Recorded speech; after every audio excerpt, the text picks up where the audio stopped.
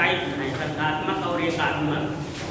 तो इंडिया इसमें किस में है बताइए करण, संघात्मक या एकात्मक? संघात्मक। अमेरिका? अमेरिका एकात्मक।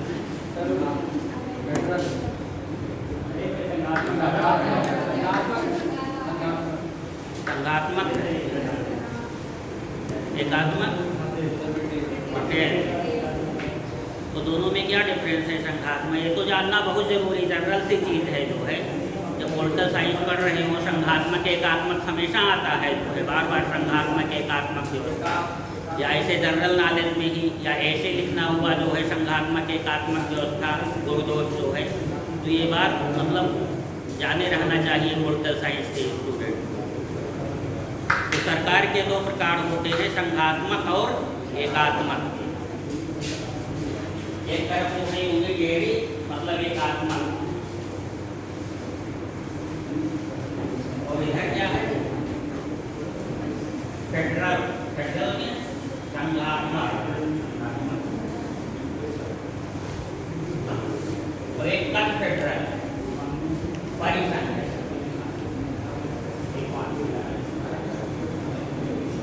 अपना इंडिया है जो है क्वांसी फेडरल है, तो माना जाता है संघात्मक, लेकिन पूरा प्योर संघात्मक नहीं है भारत। आर्टिकल 1 हटाया हो गया होगा, क्या लिखा है उसमें?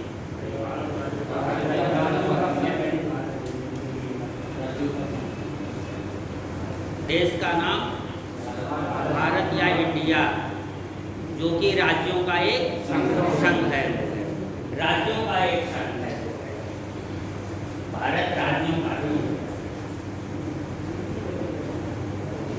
और ऐसे जनरल क्वेश्चन पूछा जाए भारत संघात्मक एकात्मक या फिर संघात्मक, तो संघात्मक माना जाएगा। भारत की शासन पद्धति संघात्मक व्यवस्था को संविधान के रचनाकारों ने स्वीकार किया है। तो एक तरफ जो है एकात्मक है, एक तरफ जो है परिसंघात्मक है, और इसके बीच में लाई करता है क्वासी फेडरल और फेडरल।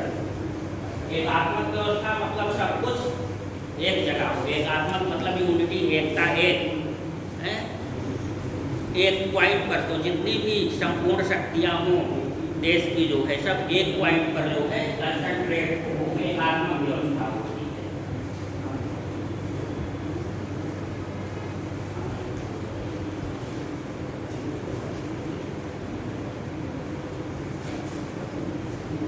जैसे मान लीजिए कंट्री है, ये दिल्ली की शासन सत्ता है, मतलब केंद्रीय सत्ता,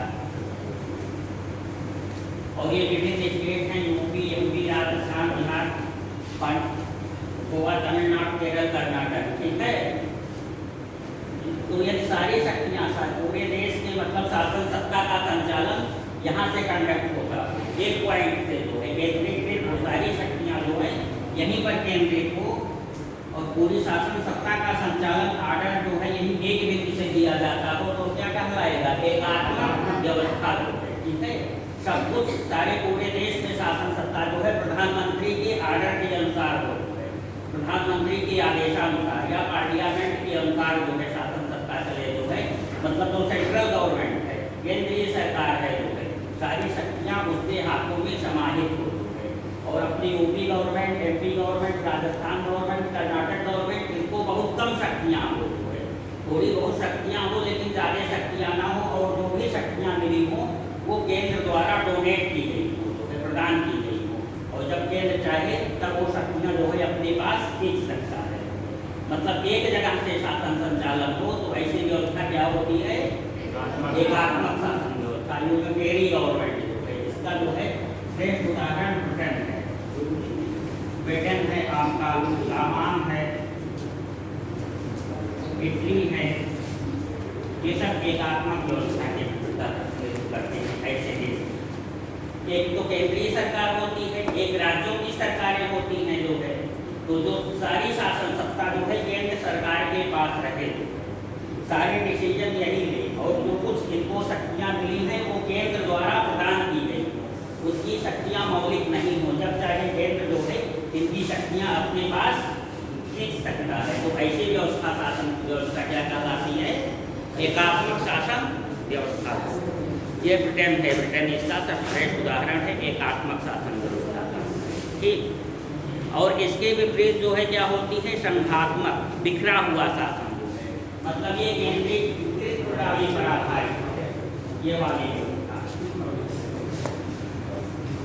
और संघात्मक में क्या होता है? इसका एकदम उल्टा होता है।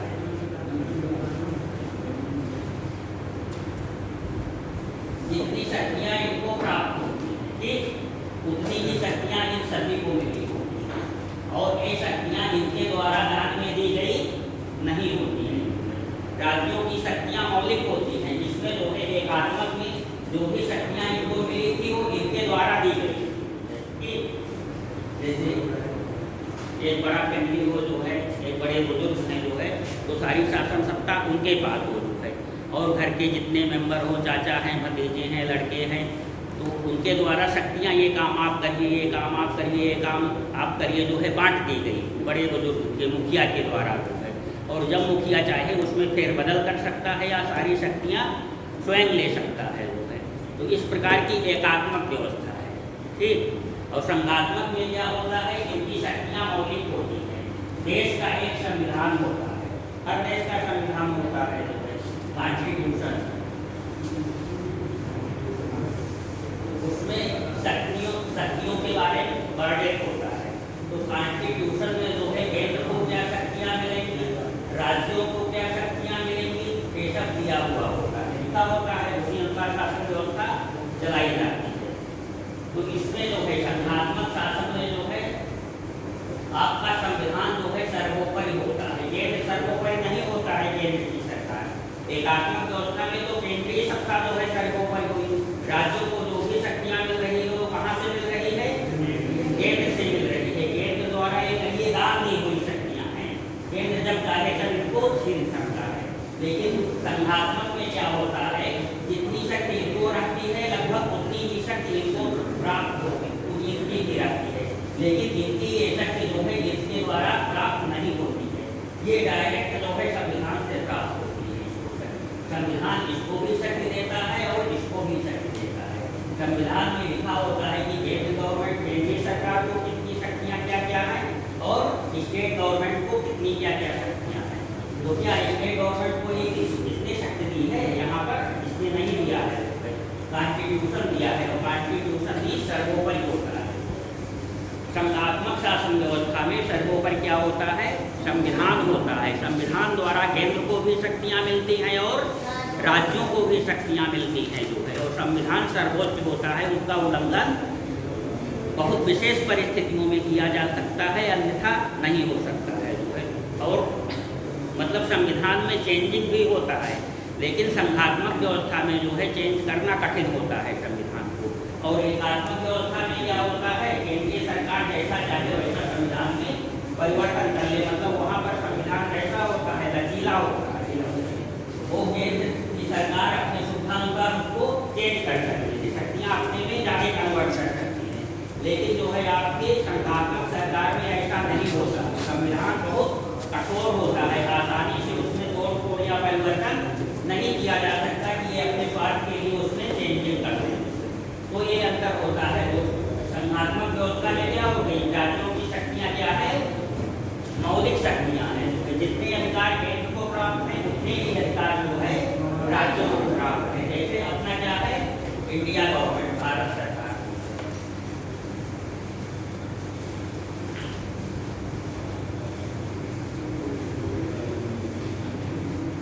संघात्मक व्यवस्था का सबसे अच्छा उदाहरण जो है यूएसए है, यूनाइटेड स्टेट ऑफ अमेरिका। अपना इंडिया भी इसमें है, कनाडा भी है, जर्मनी, फ्रांस, ये सारे कंट्री है। तो संघात्मक व्यवस्था का सबसे उदाहरण यूएसए और एकात्मक व्यवस्था का ब्रिटेन है। ये देखिए जितने भी तानाशाही वाले गवर्नमेंट, तानाशाही में कहाँ चलता है? मतलब शासन सत्ता एक जगह पर केंद्रित होती है जो है डिक्टेटर के हाथों में, तो वहाँ पर जो है उस देश में जैसे आपका जापान में भी जो है पहले तानाशाही गवर्नमेंट रह चुकी है, हिस्ट्री पढ़े होंगे जो है, इटली में भी था जो है, ठीक है। तो इन सब जगहों पर जो है ये बना रहा बताना चाहते हैं कि आत्मक व्यवस्था, संघात्मक व्यवस्था ये सारे देश हैं।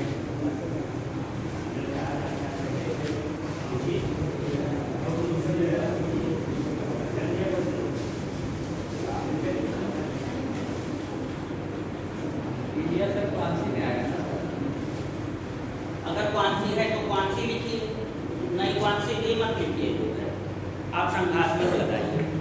अगर केसी हुएर के अनुसार आता है जो है, ठीक है, तो आप लगा सकते हैं क्वांसी फेडरल, क्योंकि केसी हुएर ने ही उसे कहा है क्वांसी फेडरल। हाँ, लेना पड़ता है। नहीं, इंडिया में एकल नागरिकता है, इसीलिए इंडिया इधर रखा गया है, इंडिया यहाँ पर रखा गया है। क्वांसी फेडरल में अगर यहाँ पर लाइन में रखा है तो ये एकात्मक की तरफ झुका हुआ है इंडिया। इंडिया आपका एकात्मक की तरफ झुका हुआ है और ये अमेरिका जो है परिसंघ की तरफ झुका हुआ है, ठीक है। इसका ज़्यादा झुकाव इंडिया का एकात्मक परिस्थिति के अनुसार वो एकात्मक भी हो जाता है। बहुत सारे लक्षण जो है इंडिया में जो है एकात्मक व्यवस्था के हैं, भले ही संघात्मक व्यवस्था है, लेकिन बहुत जबरदस्त जो है कैरेक्टर जो है इसका भी इंडिया की संविधान में, इंडिया देश में मौजूद है। तो एकात्मक सरकार मतलब सारी शक्तियाँ एक जगह केंद्रित, संघात्मक मतलब बिखरी हुई, मतलब एक सत्ता क्या होती है, केंद्रीय सत्ता या संघीय सत्ता।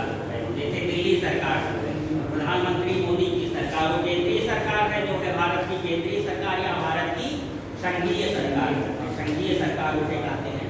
और ये अलग अलग क्या होती है, प्रांतों की सरकार, राज्यों की सरकार। तो दो सरकार होती है ना, एक केंद्र की सरकार और एक राज्य की सरकार, कई राज्यों की। या केंद्र की सरकार को क्या कहते हैं, यूनियन गवर्नमेंट, संघीय सरकार, जैसे संघ लोक सेवा आयोग, लोक सेवा आयोग राष्ट्रपति तरीके से। तो एकात्मक में क्या होता है कि सारी शक्तियाँ जो है एक जगह केंद्रित होती हैं, केंद्रीय सत्ता के पास जो है, केंद्र सरकार के पास सारी शक्तियाँ होती हैं, राज्यों को बहुत मामूली शक्तियाँ होती हैं और इसके द्वारा प्रदान की गई होती हैं जो है केंद्र सरकार द्वारा प्रदान की गई होती हैं। और संघात्मक में जो है शक्तियाँ बिखरी हुई होती हैं, जितनी शक्तियाँ जो है केंद्र को होती हैं, अमूमन उतनी ही शक्तियाँ जो है राज्यों के पास होती हैं। और ये शक्तियाँ जो है राज्यों की शक्तियाँ इसमें केंद्र द्वारा नहीं प्राप्त होती, बल्कि किसके द्वारा प्राप्त होती है, संविधान के द्वारा प्राप्त होती है। तो संघात्मक व्यवस्था में जो है क्या सर्वोच्च होता है, संविधान सर्वोच्च।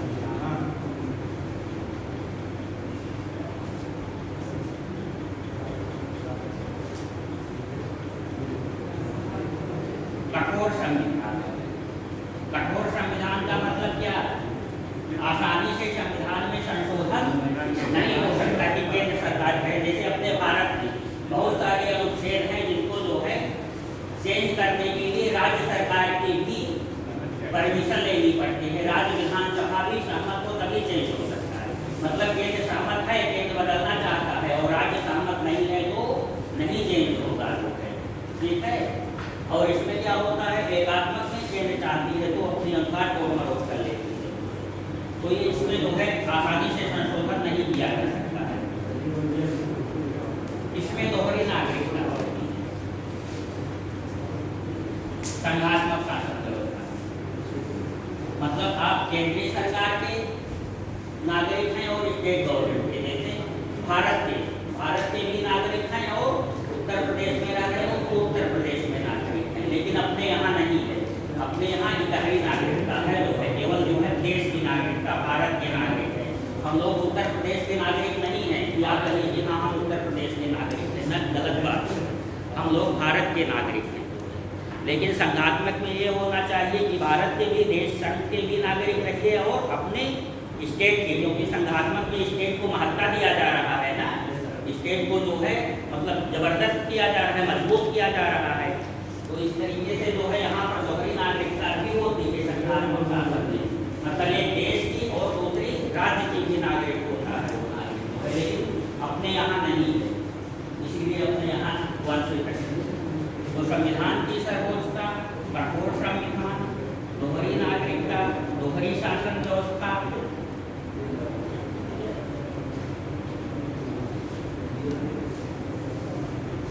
एवं निष्पक्ष न्यायपालिका।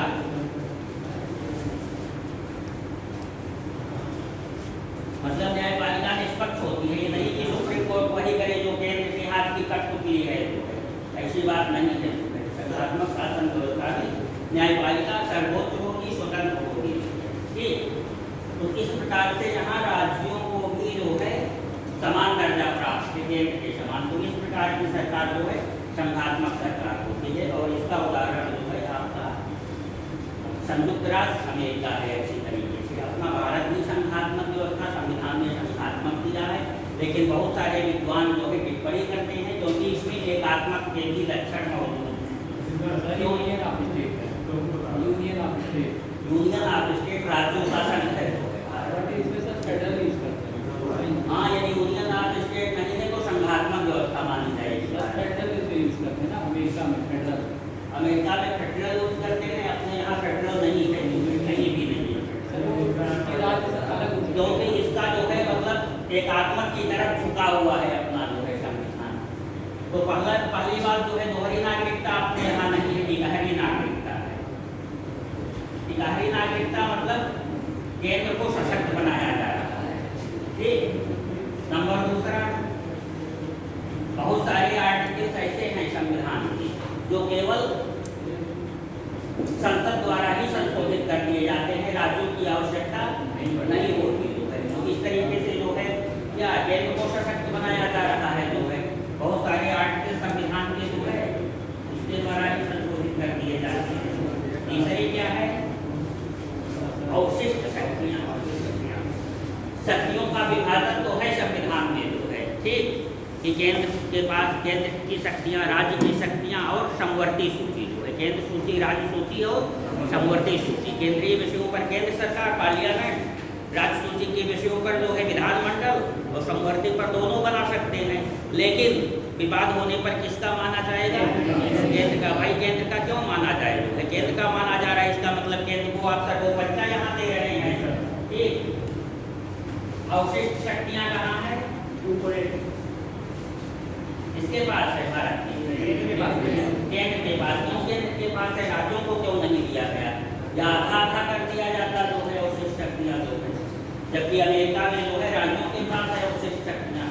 तो क्या ये एकात्मक की तरफ झुकाव है? नहीं का बेशक भाई, भारत संघात्मक तो है, लेकिन यहाँ पर जो है दोहरी नागरिकता नहीं है, इकहरी नागरिकता है। जबकि संघात्मक संविधान में केंद्र की भी और राज्य की भी नागरिकता होनी चाहिए, संविधान की सर्वोपरिता होनी चाहिए। संविधान चलिए सर्वोपरि है, लेकिन बहुत सारे ऐसे आर्टिकल हैं जहाँ की राज्यों की अनुमति, बिना राज्यों की अनुमति के ही जो है ये जो हो जाता है। जैसे क्या कहिए, राज्य की नाम, सीमा, क्षेत्र में परिवर्तन करना हो तो ये केंद्र तो कर सकती है पार्लियामेंट, लेकिन राज्यों के पास वो भेजती है, राज्यों के परमिशन सहमत के लिए भेजती है। और राज्य ना भी सहमत हों जो है तो भी वो चेंज कर देगी, जो है राज्य की सीमा से नाम में भी परिवर्तन कर सकती है। बताइए, आप ना सहमत हों, आपके नाम को, आपके जो है शरीर के टुकड़े तो मतलब इधर उधर बंटवारा कर सकती है केंद्र जो है, तो क्या अस्तित्व है आपका जो है? सबसे बड़ा कुठाराघात तो यही है, मतलब आपके विघटन को ही बिना आपकी सहमति के चेंज कर सकती है। तो एक भी एकात्मक के उदाहरण है कि नहीं? बहुत सारे उदाहरण एकात्मक के हैं। और जब राष्ट्रपति शासन हो जाता है जो है, तब वहाँ जो है पूरी तरीके से एकात्मक व्यवस्था हो जाती है। सारा शासन किसमें आ जाता है? राष्ट्रपति शासन प्रांतों में यहाँ राष्ट्रपति शासन लगता है। ठीक है, तो राष्ट्रपति शासन मतलब किसका शासन जो है? केंद्र का शासन जो है। राज्यपाल जो है केंद्र के प्रतिनिधि के रूप में वो शासन सत्ता संभाल लेता है और चुनी हुई सरकार जो है भंग कर दी जाती है। या राज्यपाल का पद खुद जो है, राज्यपाल का पद क्या है? राज्यपाल जो है ये केंद्र का प्रतिनिधि है। ठीक है, बहुत सारे मैं हम लोग जो है राज्यपाल का हस्तक्षेप कर सकता है। जैसे दिल्ली में देखिए उपराज्यपाल है जो है वहाँ पर, और केजरीवाल की सरकार है, हमेशा ही जो है खींचातानी चला करती है कि हमारी गवर्नमेंट है, हम इतने बहुमत से जो है चुन करके आए हैं तो हमारी होनी चाहिए जो है। केंद्र सरकार का वहाँ पर आधिपत्य होता जा रहा है, हमेशा ही तो इस तरीके से जो है भारत संघात्मक व्यवस्था होते हुए भी जो है बहुत सारे लक्षण इसके एकात्मक के हैं। ठीक है, इसलिए जो है संविधान किसीवेयर ने इसे क्वासी फेडरल कहा है। भारत की व्यवस्था जो है अर्ध संघीय व्यवस्था है, लेकिन ये किसीवेयर करके आए तभी आप अर्ध संघ कहेंगे जो है, नहीं तो हमारे कॉन्स्टिट्यूशन ने जो है हमारे देश की व्यवस्था को संघात्मक व्यवस्था ही एडॉप्ट किया हुआ है। ठीक, तो ये हो गई एकात्मक और संघात्मक की बात। हाँ, परिसंघ क्या होता है? ये एकदम पृथक संघात्मक व्यवस्था है, मतलब पृथक संघात्मक। एक तरफ जो है आपका जो है कन्फेडरल है, दूसरी तरफ जो है यूनिटरी है, एकात्मक और परिसंघात्मक। इसके बीच में जो है ये सब है। परिसंघात्मक में क्या होता है कि बहुत सारे राष्ट्र या बहुत सारे राज्य जो है स्वतंत्र राष्ट्र, संप्रभु राष्ट्र जो है समझौता करके समझौता कर लेते हैं कुछ मतलब क्षेत्रों के लिए जो है कि कुछ क्षेत्रों में हम लोग जो है मिल करके जो है शासन सत्ता का उपयोग करेंगे। जैसे आपका यूरोपीय संघ है, ब्रिक्स है, G20 है, डच है जो है, बहुत सारे ऐसे संगठन बने, तो उनकी जो है वो स्वतंत्र राष्ट्र बने रहते हैं जो है, ठीक है, स्वतंत्र उनकी स्वतंत्रता रहती है, संप्रभुता उनकी जो है नहीं जाती। लेकिन कुछ विशेष मामलों में जैसे आजकल ज़्यादा समझौते हो रहे हैं जिस पर आर्थिक मामलों में, आर्थिक संबंध में जो है कि आर्थिक जो है मुसीबतों का या आर्थिक क्रियाकलाप जो है हम लोग मिल करके संपादित करेंगे, मतलब एक दूसरे की मदद होगा जो है, क्या कहते हैं उदारीकरण, मार्केट इकोनॉमी जो है। तो इसमें जब चाहे तब ये अलग हो सकते हैं, जो समझौता किए हैं अलग हो सकते हैं, ठीक है। तो इसमें क्या होता है, बंधन बहुत केंद्र और राज्य का मतलब सेंटर का और जो स्टेट का बंधन क्या है, बहुत कमजोर है, बहुत हल्का है। जब चाहे तब ये अलग हो सकते हैं जो समझौता किए हों, और इसमें तो कदापि नहीं अलग हो सकते एकात्मक में, ठीक है। ये हमेशा अपने मुट्ठी में करके रखते रहता है। और दूसरे छोर पर ये है, इसमें जो है स्टेट का जो समझौता किए हैं वो कभी भी एक झटके में अलग हो सकते हैं, समझौते से अलग हो सकते हैं। जैसे भारत है, ब्रिक्स का सदस्य है जो है आपका, आसियान का है, डच का है जो है, बहुत सारे G20 जैसे बंदी एक संगठन बने हुए हैं। तो ये भारत की संप्रभुता अखंड है, जब चाहे तब जो है उसमें से ये बंधन तोड़ करके अलग हो सकता है, ठीक। तो एकात्मक में जो है जो इकाइयाँ हैं वो अलग नहीं हो सकती हैं, लेकिन इसमें जो है इकाइयों को बहुत ज़्यादा स्वतंत्रता है, और सबसे कम स्वतंत्रता एकात्मक में है। तो एक छोर पर वो है, एक छोर पर ये है, ठीक। और संघात्मक में जो है अलग नहीं हो सकते, ठीक, अलग होंगे तो संघ टूट जाएगा। तो परिसंघ का उदाहरण कोई भी देश इस समय नहीं है, कोई भी देश परिसंघ का उदाहरण इस समय नहीं है। परिसंघ के उदाहरण में बस यही आर्थिक या सांस्कृतिक संगठन वाले हैं बस, और कोई देश अस्तित्व में नहीं है परिसंघ। रूस था लेकिन अब कहाँ रह गया वो जो है, अब उसका तो विघटन हो गया है। और रूस विशेषता जो है वो परिसंघ नहीं था जो है, वो तो टूटा अलग कारण से। रूस तो डिक्टेटरशिप साम्यवाद है, साम्यवादी देश है, साम्यवादी देशों में डिक्टेटरशिप होती है। जैसे रसा है, चाइना है, चाइना में भले लोकतंत्र है जो है, लेकिन वहाँ पर व्यवहार में क्या है, डिक्टेटरशिप है चाइना में। इन सब में देखिए जो है केवल एक ही दल होता है, साम्यवादी दल जो है, दूसरे दल का अस्तित्व नहीं होता है, और बहुत सारे नागरिकों को जो है वोट देने की स्वतंत्रता नहीं है। चाइना सबसे बड़ा देश है, दुनिया का सबसे बड़ा देश जनसंख्या के लिहाज से इस समय क्या है, चाइना है। उस रिपोर्ट के अनुसार इस समय भारत हो गया है, ठीक है। लेकिन चलिए चाइना को मानते हैं, अब तक तो चाइना रहा है, लेकिन मतलब विगत 50 वर्षों से जो है सबसे बड़ा दुनिया का लोकतंत्र कौन रहा है? दुनिया का सबसे बड़ा लोकतंत्र भारत रहा है, जबकि सबसे विशाल जनसंख्या चाइना की थी। क्यों नहीं, चाइना को होना चाहिए ना, क्योंकि वो डिक्टेटरशिप वाली जो है सरकार है चाइना की जो है, वहाँ पर बहुत से लोगों के, बहुत से जो है श्रेणियों के तबके के लोगों का मतदान जो है प्रतिबंधित करके रखा हुआ है, मतदान की जो है स्वाधीनता ही उन्हें नहीं है, इसलिए वहाँ पर लोकतंत्र मतलब उतना बड़ा लोकतंत्र है नहीं जो है, और इसलिए भारत में सब कुछ छूट है। भारत मतलब दूसरे नंबर पर रहते हुए भी दुनिया का सबसे बड़ा लोकतंत्र है। तो डिक्टेटरशिप वाली राज्य है जो है, चाइना है, रूस है जो है, आपका यूगोस्लाविया है, कोरिया है जो है, ये सब आपके जो है तानाशाही वाले साम्यवादी वाले स्टेट जितने होते हैं वो सब डिक्टेटरशिप के होते हैं। तो मतलब ये जानना चाहिए आपको, ये आपके मेंस की दृष्टि से बहुत इम्पॉर्टेंट है, ठीक है। जब पोलिटिकल साइंस मेंस का पेपर आएगा और वैसे भी जो है जागरूकता की दृष्टि से ये चीज़ें समझ में आनी चाहिए। संघात्मक व्यवस्था क्या है, एकात्मक व्यवस्था, अर्धसंघात्मक परिसंघात्मक व्यवस्था क्या है और कौन कौन से उदाहरण हैं इसके, ठीक। क्योंकि इसको जब तक नहीं समझेंगे तब तक कॉन्स्टिट्यूशन बस वैसे रटते रहिए जो है मजा नहीं आएगा। इसलिए सबसे पहले हम यही पढ़ाते हैं, पिछले बार भी आप पढ़ाए रहे होंगे, ठीक। दूसरा आपका है संसदीय एवं अध्यक्षीय व्यवस्था।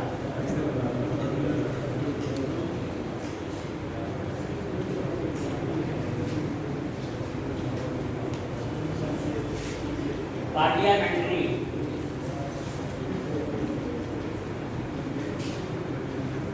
और ये प्रेसिडेंशियल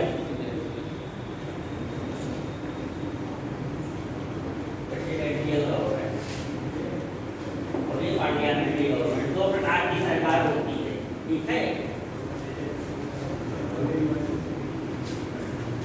वो जो विभाजन था केंद्र और इकाइयों के बीच जो है सत्ता का रिलेशनशिप कैसे है, इस आधार पर जो है विभाजन था संघात्मक और एकात्मक का जो है केंद्र और इकाइयों के बीच जो है सत्ता के विभाजन का नेचर कैसा है, ठीक है। यदि सत्ता एक ही जगह केंद्रित है तो एकात्मक थी, और यदि इकाइयों के पास वितरित है विकेंद्रीकृत सत्ता है जो है तो क्या है वो संघात्मक गवर्नमेंट है, ठीक। और ये जो है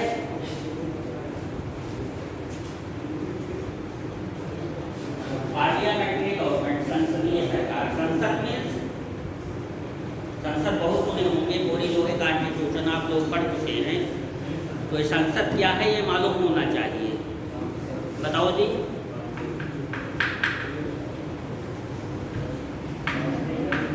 राज्यसभा, लोकसभा, राष्ट्रपति, क्या चीज? लोकसभा, राज्यसभा, राष्ट्रपति।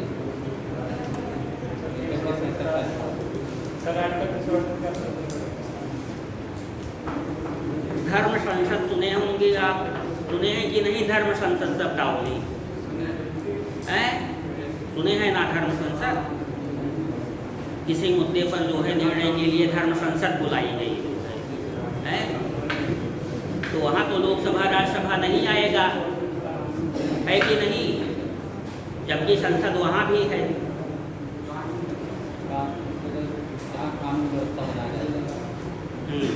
ये बात सही है।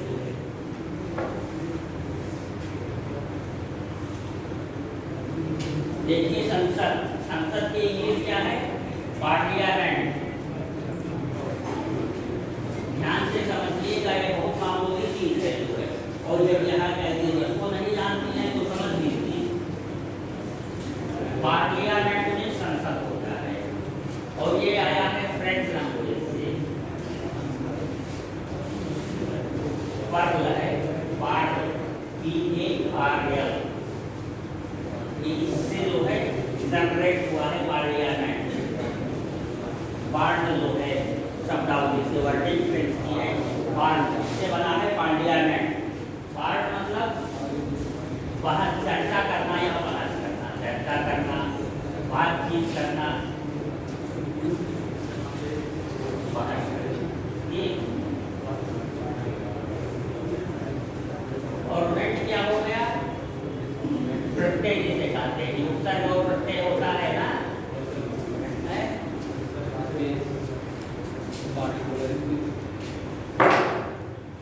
तो उसे विशेष बनाता है, मतलब चर्चा करना, बातचीत करना, जो उपसर्ग लगे होते हैं, उपसर्ग और प्रत्यय। तो ये बातचीत करने के ही अर्थ से होता है पार्लियामेंट। लेकिन विशेष अर्थ क्या है इसका जो है, जहाँ पर जो है नियम कानून पर चर्चा की जाए, नियम कानून बनाया जाए जो है, वही जो है पार्लियामेंट होता है। तो किसी भी देश की वह संस्था जो है जो देश के लिए नियम और कानून का निर्धारण करती है, उस पर बहस करती है, नियम कानून बनाती है, वही क्या होती है? पार्लियामेंट होती है जो है।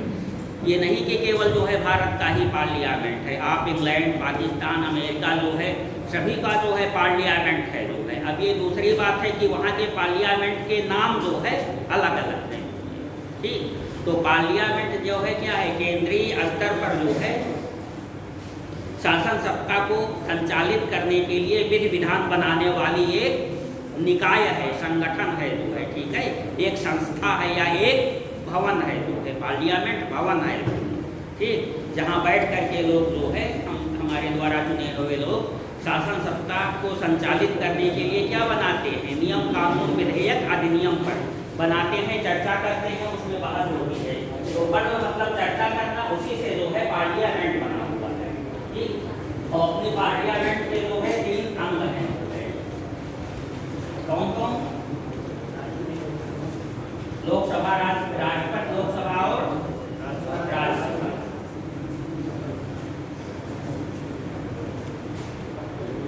ठीक,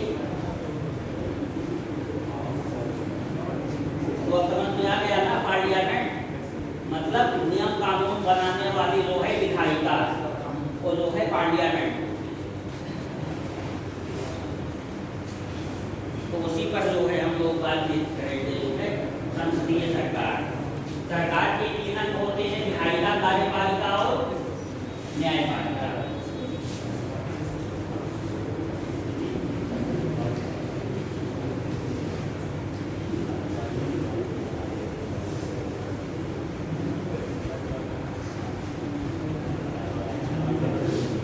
ये देखिए, विधायिका तो समझ ही गए, जहाँ नियम कानून बनता है। ठीक है, अपने यहाँ की विधायिका, लोकसभा, राज्यसभा, राष्ट्रपति, ये तीनों मिलकर के विधायिका की नियम कानून यही दिन जो है फॉर्म करते हैं। लोकसभा, राज्यसभा और राज्य में जो है राष्ट्रपति का सिग्नेचर होता है इन पर। तो ये विधायिका हो गई। कार्यपालिका कौन है? जो शासन का संचालन करते हैं, राष्ट्रपति और प्रधानमंत्री, मंत्रिपरिषद जो है। राष्ट्रपति जो है क्या व्यवहार में कहिए, प्रधानमंत्री और मंत्रिपरिषद।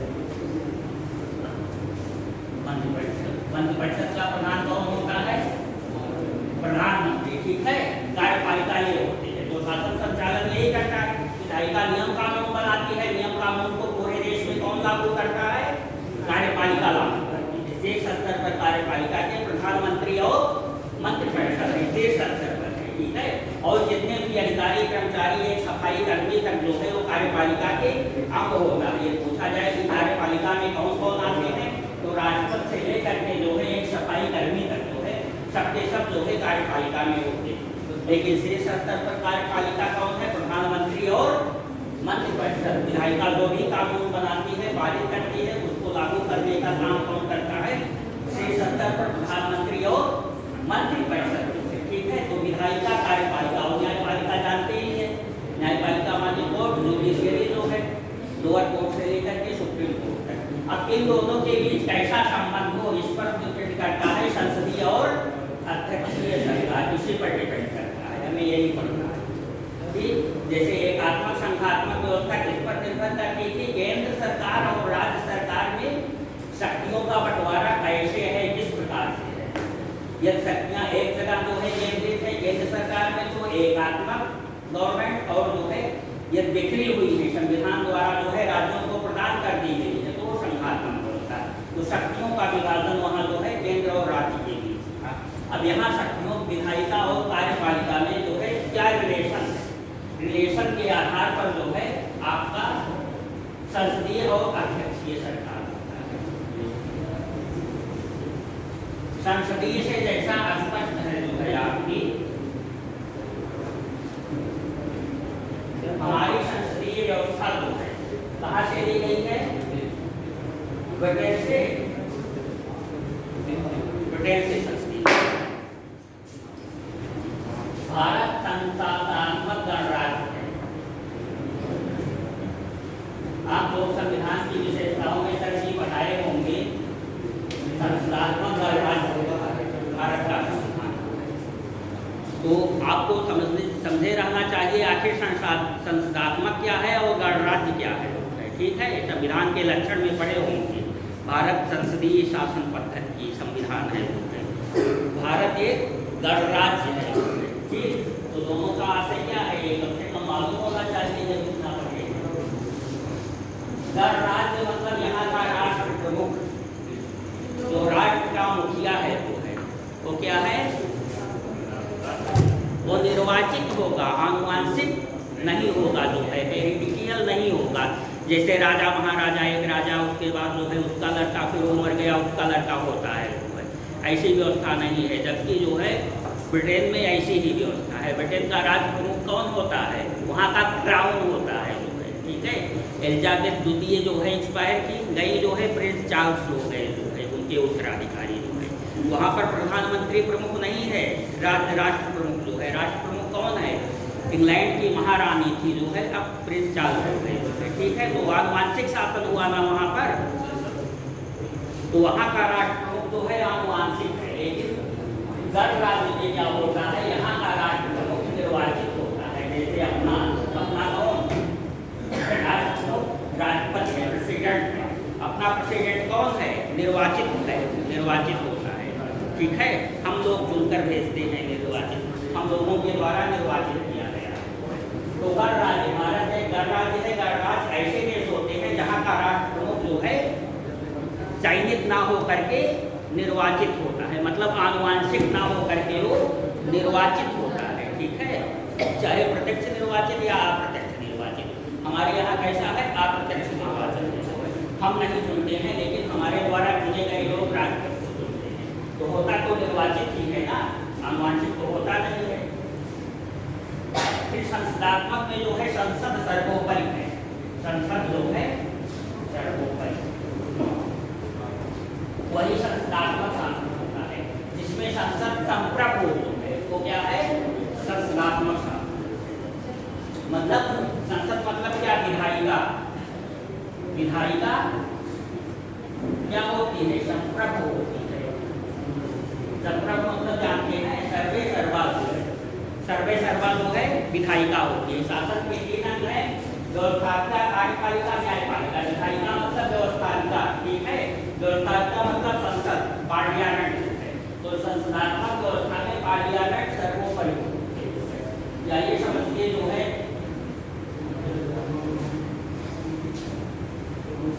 ध्यान से समझिएगा, यहाँ बोल जाएंगे फिर नहीं समझ पाएंगे कभी भी।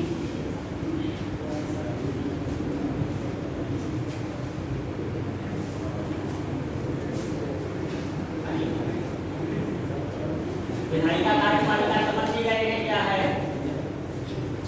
समझ गए हैं आसानी से। विधायिका, कार्यपालिका, विधायिका क्या है, कार्यपालिका, विधायिका जो है कानून बनाने वाली संस्था है, और कार्यपालिका जो है सरकार होती है, कार्यपालिका में सरकार होती है, ठीक। तो विधायिका और कार्यपालिका में ऐसा रिलेशन है, इस आधार पर 2 प्रकार के आते हैं, एक संस्थात्मक और दूसरा अध्यक्षीय।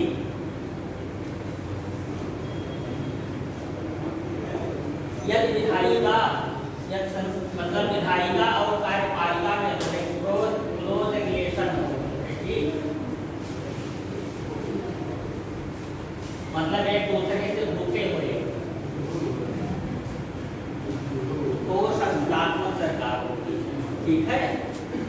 वो संसदात्मक सरकार होती है। विधायिका और कार्यपालिका एक दूसरे से रिलेटेड, जैसे अपने यहाँ देखिए, विधायिका क्या है, संसद समझिए, पार्लियामेंट।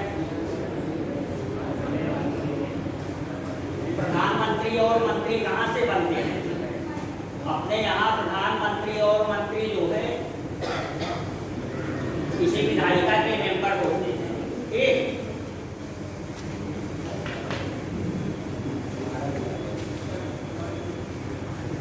जो एमपी लोग हैं जो है सांसद लोग, वही क्या होते हैं, मंत्री होते हैं, ठीक। अगर आप जो है सांसद एमपी नहीं है तो 6 महीने से अधिक मंत्री नहीं बन सकते हैं। आप जो है ऑटोमेटिक आपका जो है बर्खास्तगी हो जाएगी, आप अयोग्य हो जाएंगे, मंत्री पद समाप्त हो जाएगा ऑटोमेटिक 6 महीने में।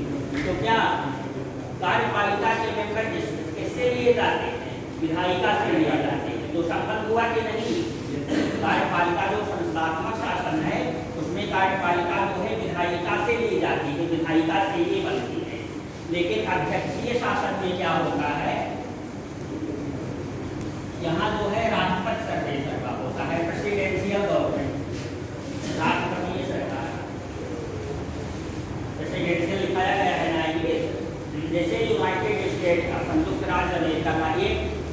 बात जाने रहिए, जहाँ पर जो है प्रधानमंत्री महत्वपूर्ण होता है सर्वे सर्वा, वहाँ समझ लीजिए संस्थात्मक शासक होती है। और जहाँ पर बार बार राष्ट्रपति का नाम आता है, अब कोई पूछे आपका अमेरिका के प्रधानमंत्री का नाम बताइए तो जानते हैं आप? केवल राष्ट्रपति का नाम राष्ट्रपति जो बिडेन जो है प्रधानमंत्री कभी जो है आता है सुनने में। तो वहाँ पर इसका मतलब क्या, राष्ट्रपति प्रधान है उस देश में, क्या है, राष्ट्रपति प्रधान है। तो इसका मतलब वहाँ का राष्ट्राध्यक्ष प्रधान है, तो अध्यक्षीय व्यवस्था हो गई, ठीक है। जैसे श्रीलंका का, अरे आप जो है रूस का कौन आता है, प्रधानमंत्री का नाम आता है कभी, बहुत रेयर केसेस में जो है। सर्वे सर्वा कौन है, व्लादिमीर पुतिन। चाइना का प्रधानमंत्री आता है कभी, राष्ट्रपति सर्वे सर्वा है, कौन है, शी जिनपिंग, उन्हीं का आता है ना। लेकिन अपने यहाँ तो ऐसा नहीं है, अपने यहाँ किसका नाम आएगा, प्रधानमंत्री का, मोदी का नाम आता है, ठीक है। तो यहाँ पर प्रधानमंत्री सर्वोपरि है। तो यहाँ ये समझ लीजिए कि प्रधानमंत्री का नाम, प्रधानमंत्री की श्रेष्ठता है, वो जो है संसदीय सरकार है। और जहाँ पर राष्ट्रपति जो है सर्वे सर्वा हो, राष्ट्रपति का हम लोग नाम सुनते हैं, वहाँ पर अध्यक्षीय सरकार।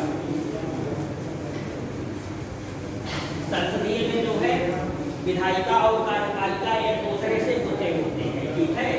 कार्यपालिका किससे बनती है, विधायिका से बनती है, कि विधायिका जैसे ही कार्यपालिका के मतलब सदस्य होते हैं। लेकिन अमेरिका में ऐसा नहीं है, अमेरिका का विधायिका जो है कांग्रेस। तो ये कोई जरूरी नहीं है कि वहाँ पर जो मंत्री हैं वो सांसद हों जो है, ठीक है। वो राष्ट्रपति की इच्छा पर डिपेंड करता है, चाहे वो सांसद को बनाए, चाहे हमें आपको जो है, चाहे जहाँ से उठा करके व्यक्ति को मिनिस्टर बना सकता है, और जब तक चाहेगा तब तक वो मिनिस्टर रहेगा, ठीक। ये दोनों अंतर है संसदीय और अध्यक्षीय में। अपने यहाँ मिनिस्टर बनने के लिए एमपी होना जरूरी है, यदि एमपी नहीं रहे तो मिनिस्ट्री 6 महीने बाद समाप्त हो जाएगी। लेकिन अमेरिका में ऐसा नहीं है। अमेरिका में आम व्यक्ति को जो है, एक टीचर को या एक बिजनेसमैन को जो है बुला करके राष्ट्रपति शपथ दिलवा देगा, और जब तक चाहेगा तब तक वो मिनिस्टर बना रहेगा जो है।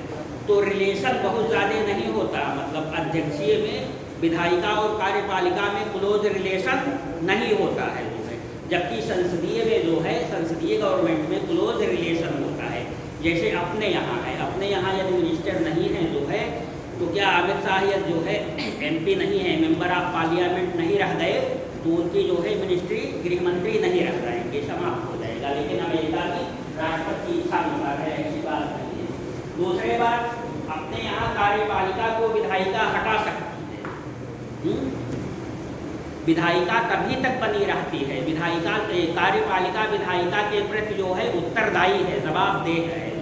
संसदीय सरकार, संसदीय में जो है कार्यपालिका या सरकार तभी तक बनी रह सकती है जब तक उसे विधायिका का विश्वास प्राप्त है। यदि अपने यहाँ पार्लियामेंट लोग आज जो है लोकसभा और राज्यसभा मिल करके ये पारित कर दें कि हम गवर्नमेंट को समर्थन नहीं देते हैं, तो गवर्नमेंट क्या हो जाएगी, गवर्नमेंट तुरंत गिर जाएगी। प्रधानमंत्री इस्तीफा देना पड़ेगा, यदि इस्तीफा नहीं दे रहे हैं तो कल जो है राष्ट्रपति महोदय उन्हें बर्खास्त कर देंगे कि आपने जो है विधायिका का बहुमत खो दिया है, आपके फेवर में नहीं। यदि मान लीजिए अपने यहाँ विधायिका में लोकसभा राज्यसभा में ये लोकसभा का बहुमत होता है, लोकसभा में जो है 545 सदस्य है, ठीक है, तो इसका आंकड़ा कितना होगा, 250 मान लीजिए। और मान लीजिए 300 सदस्य आज रात में जो है शाम को प्रस्ताव पारित करती है विधायिका की लोकसभा की कि हम सरकार से सबको समर्थन नहीं देते हैं, सरकार में हम अविश्वास प्रकट करते हैं, तो मोदी गवर्नमेंट तुरंत रात में गिर जाएगी, ठीक। वो गिर गई, कोई कार्यकाल नहीं होता सरकार का। यहाँ इंडिया में सरकार का कोई कार्यकाल नहीं होता। ये बताया जाता है कि प्रधानमंत्री या मंत्रिपरिषद का कार्यकाल 5 वर्ष के लिए होता है, लेकिन कोई कार्य नहीं है, एक्चुअल में कोई कार्यकाल नहीं। आज चाहे विधायिका आज गिरा दे, 4 महीना बाद चाहे विधायिका समर्थन वापस लेकर के जो है गिरा सकती है, गवर्नमेंट को कभी भी गिर सकती है। तो इसमें संस्थात्मक में जो है सरकार क्या होती है, अस्थायी नहीं होती है, हमेशा अस्थायी होती है। और सरकार जो है किसके प्रति उत्तरदायी होती है, विधायिका के प्रति उत्तरदायी होती है। ये विधायिका का उसे विश्वास या बहुमत या समर्थन प्राप्त होना चाहिए, जबकि संयुक्त राज्य अमेरिका में ऐसा नहीं।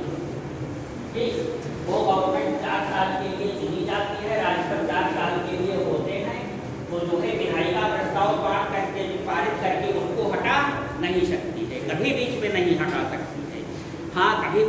शक्तियाँ आती हैं महाभियोग द्वारा, जो है महाभियोग की प्रक्रिया द्वारा राष्ट्रपति को जो है हटाया जा सकता है। लेकिन महाभियोग वो दूसरी प्रक्रिया है, जो है वो कार्यकाल से रिलेटेड नहीं है। तो सामान्य अर्थों में जो अध्यक्षीय गवर्नमेंट होती है, अध्यक्षीय मतलब अध्यक्ष सर्वोपरि होता है, सर्वे सर्वा, तो अध्यक्ष सर्वोपरि है, तो जाहिर है कि अध्यक्ष जो है कार्यपालिका विधायिका द्वारा हटाया नहीं जा सकेगा। जबकि संस्थात्मक में संसद सर्वोपरि है, तो वहाँ का कार्यपालिका मंत्रिपरिषद जो है या पार्लियामेंट या संसद द्वारा हटा दिया जाएगा, जो है ठीक। और फिर दूसरी बात, संसदीय में जो है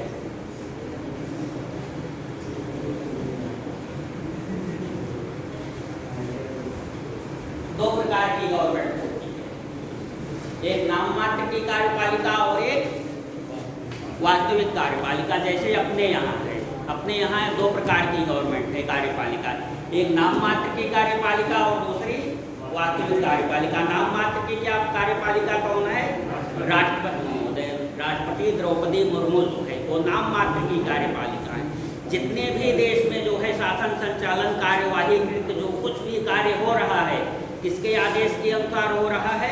राष्ट्रपति के आदेश के अनुसार जो है हो रहा है। हमेशा मतलब कोई भी कार्य होता है कि राष्ट्रपति के आदेशानुसार जो है, ठीक है, राष्ट्रपति के आदेश, राष्ट्रपति के कथनानुसार, राष्ट्रपति महोदय के आदेश से जो भी आदेश होते हैं सारे राष्ट्रपति के नाम से किए जाते हैं। लेकिन वास्तव में कर्ता उसे कौन है? मंत्रिपरिषद करती है, प्रधानमंत्री और मंत्रिपरिषद करती है। केवल नाम होता है राष्ट्रपति का जो है। जैसे क्या है, खड़ाऊ सरकार, भरत जी थे ना, रामचंद्र जी भरत जी, तो उनकी खड़ाऊ लेके आए थे।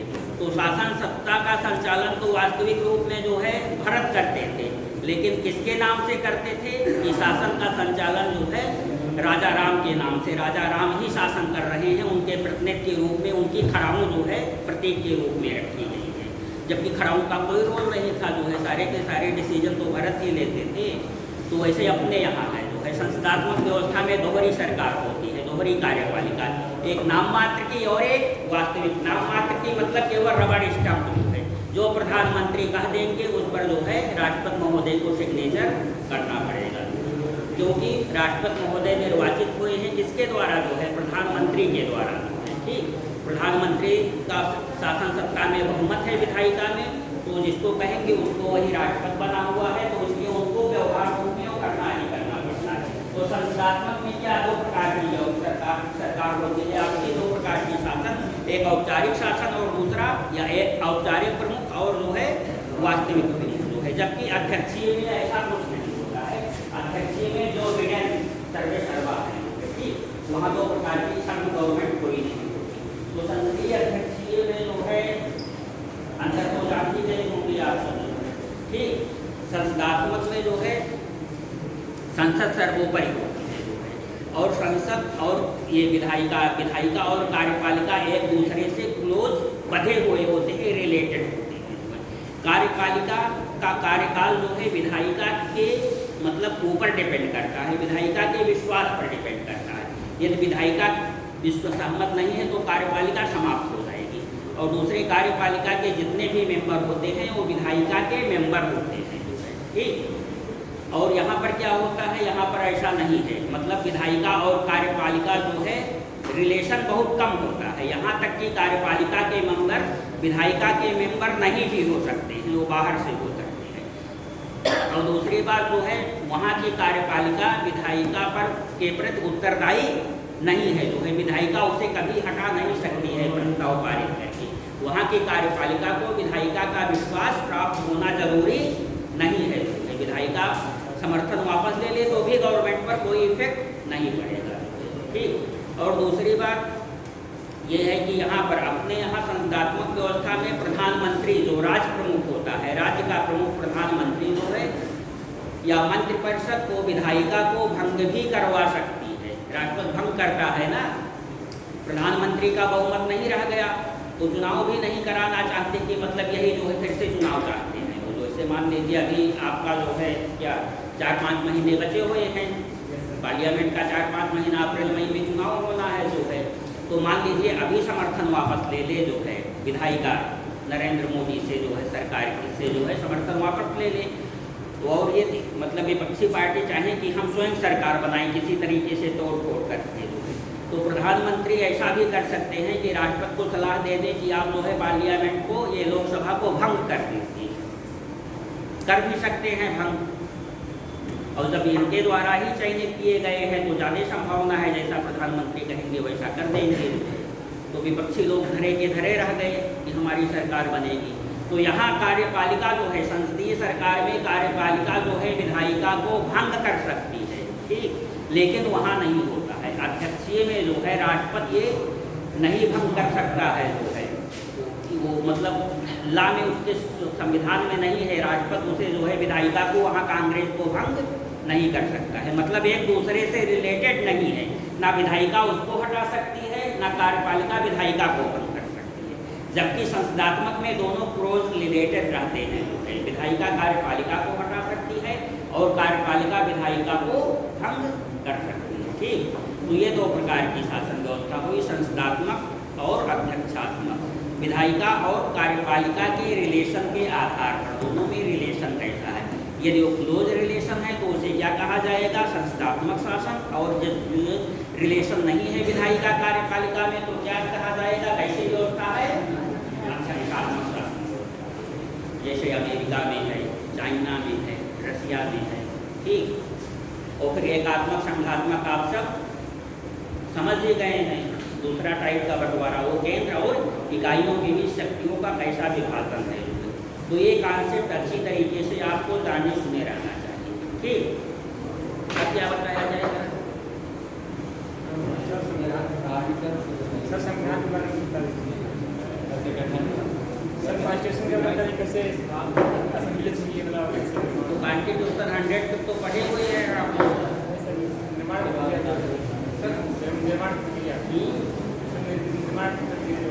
तो मला सर, निर्माण प्रक्रिया जो गठन होता है, गठन होता है, गठन किसका गठन, संविधान। अरे तो वो सब जो है आप लोगों को पहले से पढ़ाए होंगे, अखिलेश सर ही संविधान का निर्माण हुआ है। हाँ, भाग 12 से हम कल से स्टार्ट कर देंगे, शुरू कर देंगे जो है। तो ये चीज़ें समझ में आ गई ना। ये कहीं क्लियर कट आपको मिलेगा नहीं, ये कायदे से नहीं समझेंगे, और ये समझना ही चाहिए लोग बिल्कुल अच्छी तरीके से, ठीक। ये कॉन्सेप्ट है। सर कार्यपालिका में वो संविदा या अर्ध सरकारी आएगा कि नहीं, कार्यपालिका में अर्ध सरकारी आता है कि नहीं, अर्ध सरकारी नहीं आता है, आता है कार्यपालिका और संविदा नहीं आता है। चलिए दूसरा कॉन्सेप्ट समझिए, इम्पॉर्टेंट जो हमेशा मतलब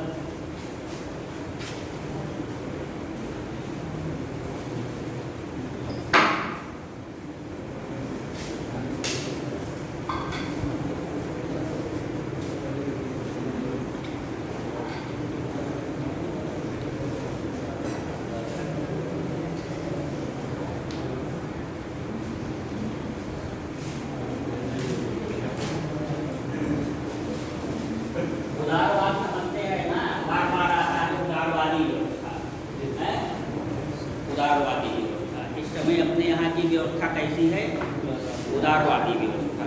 उदारवादी, पूंजीवादी, इकोनॉमिक्स में भी बार आता रहता है पूंजीवाद उदारवाद। तो ये पूंजीवाद उदारवाद क्या है बताइए, आप बताइए, आप पढ़ी हुई हैं, बताओ करें। वहाँ पे लोगों पूरी बात को बढ़ा दिया जाता है, जैसे जो बिजनेसमैन उनको ध्यान में रखते हुए कोई नियम कानून बनाया जाता है। ये मेन रूप से विभाजन जो है अर्थव्यवस्था के आधार पर किया गया है, ठीक है। अर्थव्यवस्था इकोनॉमी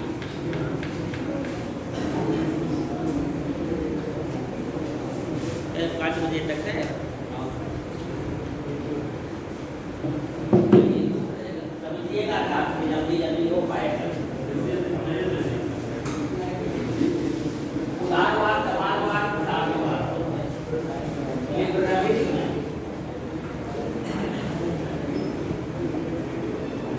सोशलिज्म,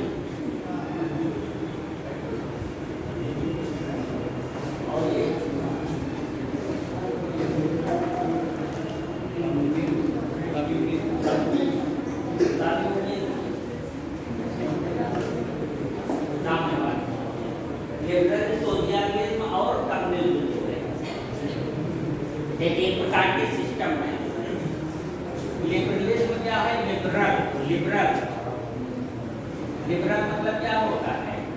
स्वतंत्रता होता है ना, उदारता, स्वतंत्रता या बंधन मुक्त।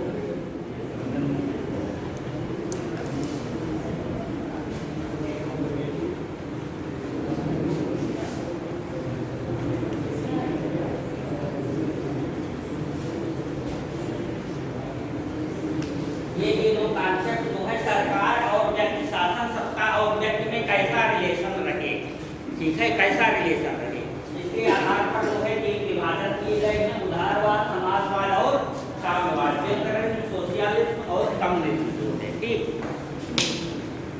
लिबरलिज्म जैसा बंधन मुक्त होना, मतलब बंधन मुक्त होना कि लोगों के ऊपर, नागरिकों के ऊपर सरकार का नियंत्रण कम से कम हो है, या बिल्कुल ही ना हो तो ज़्यादा बेहतर है जो है, बंधन मुक्त जो है। जैसे हम लोग जो है सरकार के अधीन है ना, कोई गलत काम नहीं कर सकते, गलत काम कर देंगे तो नियम कानून सरकार ने बनाया हुआ है, सजा हो जाएगी जो है। तो हम लोगों के ऊपर बंधन है जो है, ठीक है, गवर्नमेंट का बंधन होता है। तो उदारवाद क्या कहता है कि बंधन मुक्त हो, नागरिकों को जो है बंधन मुक्त होना चाहिए। नियंत्रण, सरकार का नियंत्रण नागरिकों के ऊपर अधिक नहीं होना चाहिए, या एकदम से बिल्कुल ही नियंत्रण ना हो, वही सही स्थिति है। इसको जो है पुलिस स्टेट कहा जाता है, पुलिस स्टेट या हस्तक्षेप का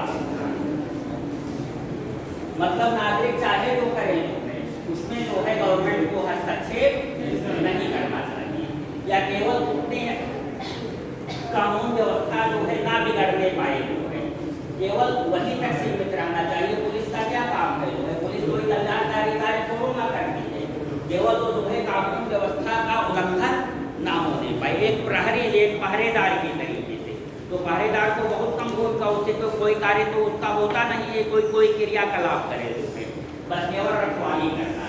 तो बंधन मुक्त मतलब जो राज्य है केवल एक पुलिस स्टेट होना चाहिए, पुलिस को जितनी कम भूमिका है जो है उसे कोई कार्य नहीं दिया गया, केवल प्रहरी राज्य है जो है, बस उतनी ही तक जो है राज्य की आवश्यकता है, अन्यथा राज्य की कोई आवश्यकता नहीं। ठीक, राज्य एक आवश्यक बुराई है, इनका नारा क्या है? राज्य एक आवश्यक बुराई है। ठीक, राज्य को एक बुराई कहते हैं उदारवादी, जबकि आवश्यक है। बुराई तो है, उदारवादी राज्य को बुराई कहते हैं, लेकिन आवश्यक भी बताते हैं। आवश्यक क्यों है? यदि राज्य नहीं रहेगा तो सब लोग एकदम मनमानी स्वतंत्रता का उपभोग करेंगे जो है, स्वतंत्रता ना हो करके क्या हो जाएगी? स्वच्छंदता हो जाएगी जो है, तो अव्यवस्था हो जाएगी। अमीर गरीब जो है, गरीब को सताया जाएगा, अमीर और अमीर होते जाएंगे जो है, इस प्रकार की व्यवस्था हो जाएगी। ठीक है, कोई नियम कानून का फॉलो नहीं करेगा जो है, दाएं बाएं चाहे जैसे चलता रहे जो है, सड़क पर एक्सीडेंट हो जाएंगे, एक अव्यवस्था हो जाएगी। इसलिए मतलब बंधन लगाता है, इसलिए वो बुराई है। ठीक, लेकिन व्यवस्था बनाए रखने के लिए आवश्यक भी है कि नहीं आवश्यक? एकदम बंधन मुक्त नहीं होना चाहिए ना, वो स्वतंत्रता ना हो करके क्या हो जाएगा? निगेटिव हो जाएगा, स्वच्छंदता हो जाएगी। मतलब आप लोगों के ऊपर नियंत्रण तो मतलब बुरी चीज़ है, निगेटिव चीज़ है नियंत्रण या बंधन जो है। लेकिन यदि आप लोग सोचिए, आप लोगों का माता पिता या समाज का बंधन ना रहे आपके ऊपर, तो आप लोग क्या क्या कर गुजारेंगे जो है? तो इससे क्या बनती है? नैतिकता, शिष्टाचार या सामाजिक व्यवस्था बनी रहती है बंधन से, इसलिए आवश्यक भी है। व्यक्तिवाद मतलब व्यक्ति को ज़्यादा महत्ता देता है, सरकार को महत्ता नहीं देता है, व्यक्ति पर ज़्यादा जो है कंसंट्रेशन करता है। व्यक्ति इम्पॉर्टेंट है, सरकार इम्पॉर्टेंट नहीं है। व्यक्ति जो है साध्य है और राज्य शासन है। ठीक, व्यक्ति ही सर्वोपरि है। तो व्यक्ति को ये स्वतंत्रता दे रहा है, व्यक्ति को बंधन मुक्त बनाना चाहता है। ये व्यक्ति जो है चाहे जैसा अपने आप कार्य करे, लेकिन ये भी कह देता है यहाँ कि कुछ ना कुछ कंट्रोल आवश्यक है, इसलिए बुराई है राज्य, लेकिन राज्य आवश्यक है। तो समझ में आया? तो इसका परिणाम क्या होता है? यदि इकोनॉमी के क्षेत्र में जाएंगे, इकोनॉमी के क्षेत्र में इसे लागू करें तो क्या होगा? जो है राज्य जो है इकोनॉमी पर नियंत्रण ना करे तो इकोनॉमी क्या होगा? जो अमीर लोग और अमीर होते जाएंगे पैसा लगा करके, और गरीब लोग और गरीब होते जाएंगे जो है। सरकार का कोई नियंत्रण उद्योगों पर नहीं रहेगा जो है। ठीक, जैसे सरकार आजकल कल्याणकारी कार्य चलता है, जो गरीब है जो छोटे पूंजीपति हैं उनको क्या देता है, लोन देता है, जो पिछड़े हुए हैं उनको रोजगार की व्यवस्था करता है, सरकार कर रहा है ना। तो इनके अनुसार जो है नहीं करना चाहिए, इनके अनुसार नहीं करना चाहिए। तो इसका क्या परिणाम होगा, जो पिछड़े हुए हैं, गरीब हैं, शोषित कृषित हैं, वो तो और नीचे चले जाएंगे, क्योंकि वो उनके पास संसाधन ही नहीं है जो है। और जो अमीर हैं वो क्या होते जाएंगे, अमीर होते जाएंगे। गरीब और अमीर के बीच की खाई क्या होगी, बहुत अधिक बढ़ जाएगी यदि सरकार का कंट्रोल नहीं होगा। पूंजीपति बढ़ते जाएंगे और गरीब लोग गरीब हो जाएंगे। सरकार क्या कर रही है, गरीबों को जो है जैसे आरक्षण दिया गया है जो है, बहुत सारे जगह महिलाओं को जो है प्रोटेक्शन दिया जाता है, बहुत सारी योजनाएं चल रही हैं कल्याणकारी। जो छोटे तबके के लोग हैं या जो अभावों से ग्रसित हैं, जिनके पास संसाधन नहीं है, उनको संसाधन मुहैया करा रही है। ठीक है, कि उनकी भी रोजी रोटी आजीविका चलती रहे। लेकिन ये उदारवादी कहते हैं नहीं, सरकार को ऐसा कुछ कार्य नहीं करना चाहिए, इनको बस कानून की रखवाली करनी चाहिए, उसके बाद लोग अपने मेहनत के अनुसार खाए पिए जो है। तो इससे व्यवस्था बिगड़ जाएगी जो है, अमीर और गरीब के बीच की खाई बहुत अधिक बढ़ जाएगी। इसे मार्केट इकोनॉमी कहते हैं, कि सब कुछ जो है मार्केट के अनुसार जो है डिसाइड हो, जो है सरकार का नियंत्रण ना रह जाए। इसे जो है बाजारवादी अर्थव्यवस्था कहते हैं, जैसा कि इस समय है उदारवादी अर्थव्यवस्था जो है।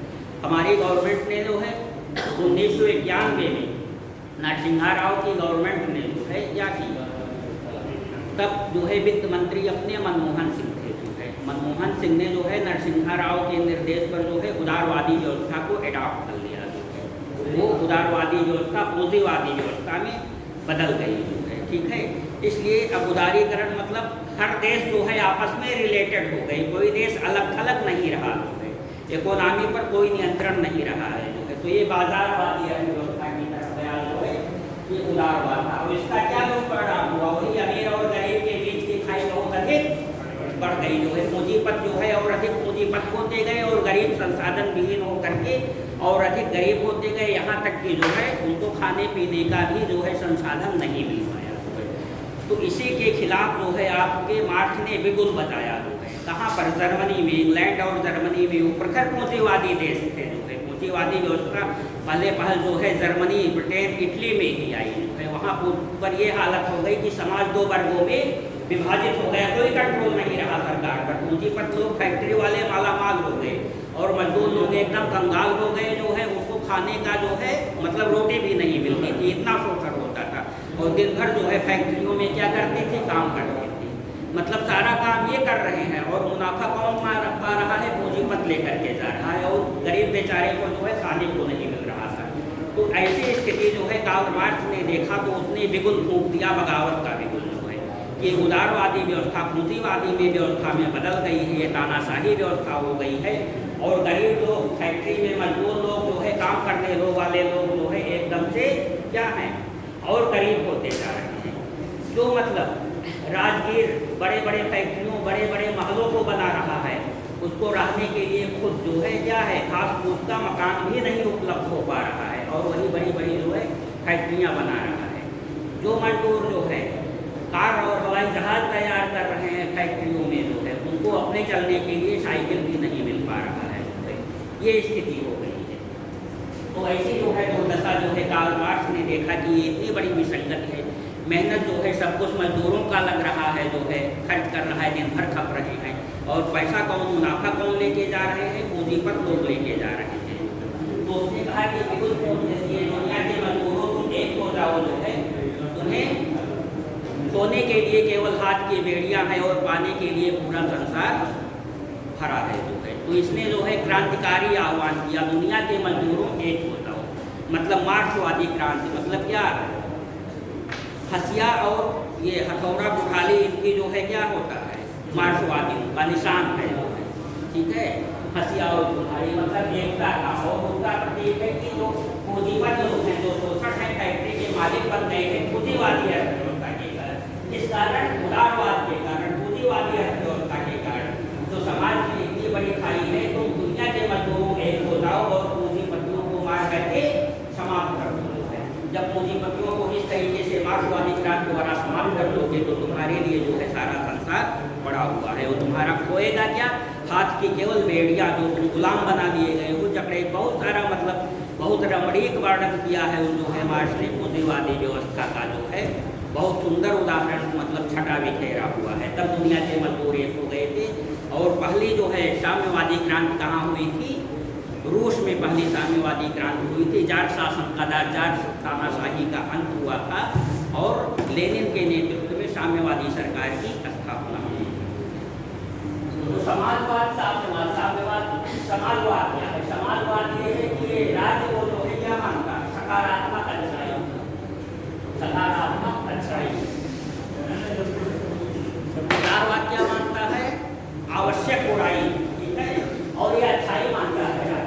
समाजवाद क्या मानता है? अच्छाई। सकारात्मक मतलब पॉजिटिव। राज्य जरूरी है, ठीक है, राज्य जरूरी है क्योंकि जो शोषित हैं, त्रिषित हैं, गरीब हैं, उनके प्रोटेक्शन के लिए रोटी कपड़ा और मकान सबको मिलना चाहिए। जैसे यदि रोटी कपड़ा और मकान सबको मिल जाए जो है, इतनी व्यवस्था हो जाए तो सब अपनी योग्यता के अनुसार और आगे बढ़े, कोई एतराज नहीं है। तो वहाँ पर रोटी कपड़ा मकान ये कौन व्यवस्था कराएगा? जो है सरकार का काम है। सरकारी अस्पताल क्यों खोले गए हैं? जो अमीर है वो तो अपनी दवा करा रहे हैं, भारत में नहीं, वो विदेशों में चले जा रहे हैं, एम्स में चले जा रहे हैं, KGMC में। लेकिन गरीब बेचारा जिनके पास पैसा नहीं है उनको भी दवा चाहिए ना, तो उसको फ्री में व्यवस्था सरकार ने कराई हुई है। जो है डिस्ट्रिक्ट हॉस्पिटल बने हुए हैं। बस कि जैसे जो अमीर लोग हैं अपने जो है AC में जा रहे हैं, ट्रेन में अपनी गाड़ी लग्जरी गाड़ी से जो है चले जा रहे हैं, जर्नी कर रहे हैं। लेकिन गरीब कहाँ से जो है कैसे जो है जा पाए? तो उसके लिए ट्रेन है और बसें हैं जो है सरकारी स्कूल है। मतलब वो सब मतलब क्या है? ये गवर्नमेंट काम कर रही है ना, तो गवर्नमेंट तो यहाँ पर जो है क्या है? प्रहरी राज्य की भूमिका में नहीं है यहाँ पर तो गवर्नमेंट को अधिकाधिक कार्य दिया जा रहा है कल्याण के। तो इसलिए गवर्नमेंट को अच्छाई करता है और सकारात्मक अच्छाई की राज्य जो है जरूरी, ठीक, सकारात्मक अच्छाई। और यहाँ पर वितरण का सूत्र क्या है? मतलब संसाधनों के वितरण का क्षमता के अनुसार कार्य और कार्य के अनुसार पारिश्रमिक। मतलब हर लोग जितने मतलब जितनी जिसकी क्षमता रहेगी उतने अनुसार जो है कार्य करेंगे और जितना कार्य करेंगे उसके अनुसार जो है पारिश्रमिक मिलेगा। जो जितना कार्य करेगा उसको उतना ही अधिक पारिश्रमिक मिलेगा, मतलब उसको उतना ही अधिक वेतन मिलेगा, ठीक है। लेकिन सबको जो है रोटी कपड़ा मकान की व्यवस्था सबके लिए की जाएगी, चाहे वो कुछ कर पाता हो या नहीं कर पाता। हो सकता है भाई वो संसाधनों से नहीं हो, जो है रोटी कपड़ा मकान उसके पास नहीं है, तो सरकार जो है क्या बना रही है? प्रधानमंत्री आवास उनको दे रही है, इसी कारण ना दे रही है। तो इस प्रकार की धारणा समाजवादी सरकार कि जहाँ पर जो है सरकार केवल निगेटिव भूमिका में ना रहे, वो पॉजिटिव कार्य करे, सरकार को कार्य दिया जाए। और वितरण का सूत्र जो है क्या है? कार्य की क्षमता के अनुसार कार्य और कार्य के अनुसार पारिश्रमिक जब मिलता हो तो समाजवादी व्यवस्था, ये व्यवस्था अच्छी मानी जाती है। क्योंकि जो शोषित हैं, जो साधन नहीं है, उनको भी कम से कम जो है एक स्तर प्राप्त हो जाता है और अपने कार्य के अनुसार जो लोग आगे बढ़ना चाहेंगे आगे बढ़ना उनका पारिश्रमिक बढ़ता रहेगा। इसके बाद मार्क्सवाद आता है। इसका चरम यहाँ भी राज्य निगेटिव है, राज्य का कोई कार्य नहीं है, ये राज्य निगेटिव है, राज्य यहाँ पर जीरो है। राज्य जो है मार्क्सवादी जब क्रांति हो जाएगी तो राज्य क्या हो जाएगा?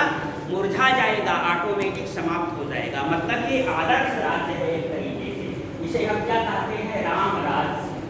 जहाँ कोई राज्य की आवश्यकता नहीं वहाँ क्या है? राम राज्य है, ठीक। राम राज्य मतलब लोग इतने अधिक समझदार होंगे जो है कि राज्य की कोई आवश्यकता मतलब बाहरी हस्तक्षेप की आवश्यकता नहीं रहेगी ही नहीं। हम अमीर हैं तो हम अपने जो पड़ोसी लोग हैं, जो गरीब हैं, उनको हम खुद अपने नैतिकता के अनुसार जो है हमें रोटी कपड़ा और मकान देने लगेंगे जो है सब। मतलब कोई गलत कार्य नहीं करेगा, राज्य में भय के कारण गलत कार्य नहीं करेंगे।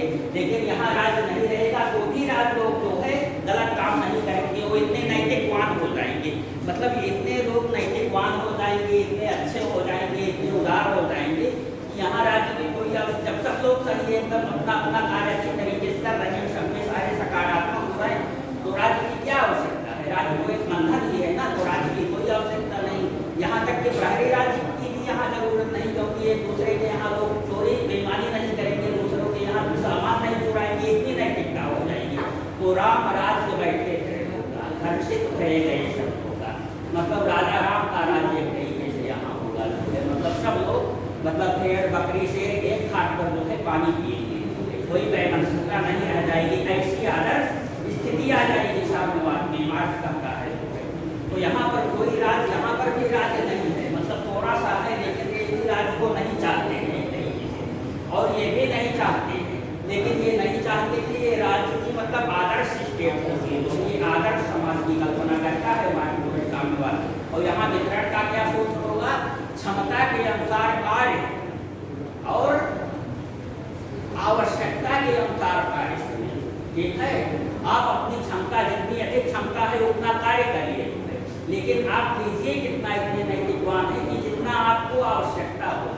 ठीक है, यदि आप अकेले हैं, आपके घर परिवार में भी बच्चे नहीं हैं और आप जो है बहुत कर्मठी है, काम कर रहे हैं, तो ठीक है आप पूरा काम करिए, लेकिन आप अकेले हैं तो केवल 200 रुपया दिन ले लीजिए। आप जो है भले 2000 का काम कर रहे हैं, आवश्यकता आपको बहुत कम है, जो है आखिर उतना पैसा आके क्या करेंगे?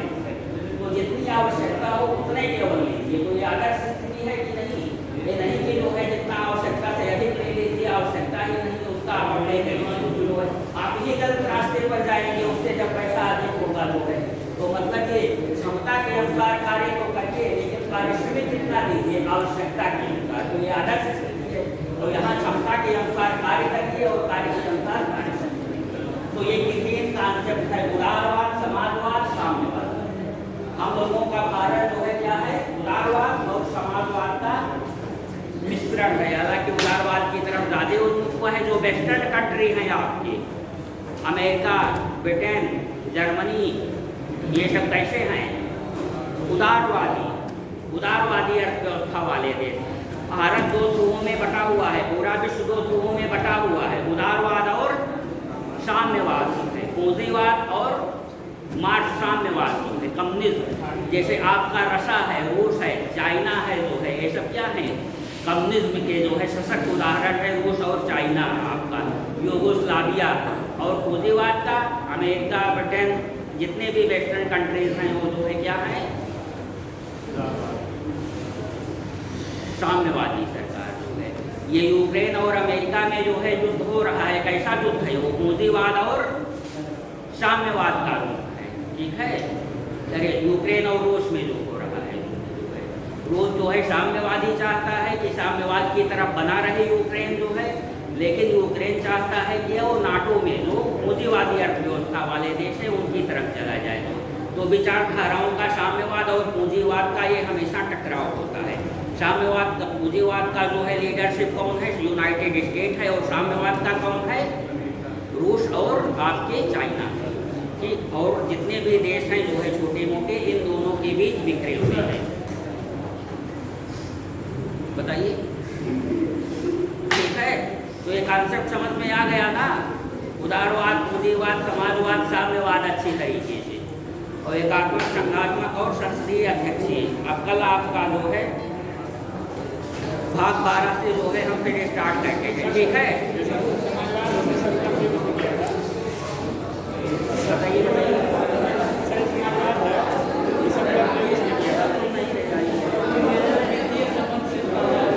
कह रहा हूँ सर जी,